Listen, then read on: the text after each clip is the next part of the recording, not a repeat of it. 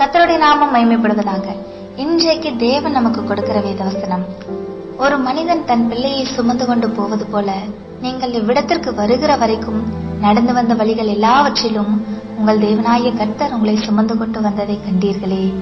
உபாகமம் 1:31. நம்முடைய தேவன் தாயை போல தேற்றுகிறவர் மட்டுமல்ல, ஒரு தகப்பனை போல சுமக்கிறவரும் கூட.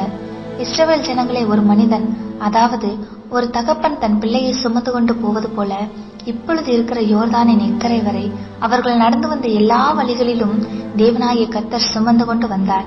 எப்படி என்று வசனம் 32, ஒரு தகப்பன் தன் பிள்ளைகளுக்கு வழிகாட்டுவது போல வழிகாட்டினார்.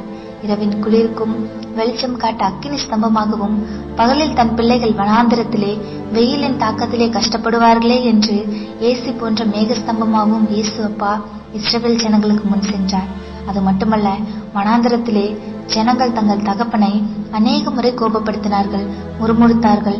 ஆனாலும் தகப்பன் சிலரை சிக்ஷித்தாலும் சுமப்பதை விட்டுவிடவில்லை. அதிலும் எவ்வளவு கோபம் கொண்டாலும் அழுத்திவிடும் அளவிற்கு பிள்ளைகள் அவரை கடும் கோபம் ஊட்டினாலும் வனாந்திரத்தில் மன்னா, அதாவது உணவை தயார் செய்தது மட்டுமல்ல, ஒரு நாள் கூட உணவை கொடுக்காமல் விட்டதில்லை. மிருகங்களிடமிருந்தும் ஊரும் பிராணிகளிடமிருந்தும் பாதுகாத்தார். எவ்வளவு நல்ல தகப்பன்! அவருடைய நல்ல செயல்களை சொல்லிக்கொண்டே போகலாம். அவ்வளவு நல்ல தகப்பன். உங்களை கைவிட்டு விடுவாரோ? உங்களை மறந்து விடுவாரோ? தாயின் கருவிலிருந்து இம்மட்டும் நம்மை சுமந்த நல்ல தகப்பன் இனியும் தூக்கி சுமப்பார், பாதுகாப்பார். உணவு, உடை, உறைவிடம், குளிர்காலம், வெயில் காலம், பஞ்சத்திலும் நம்மை சேதமில்லாமல் போஷித்து நடத்துவார். ஆதலால் நீங்கள் கலங்க, பயப்பட தேவையில்லை.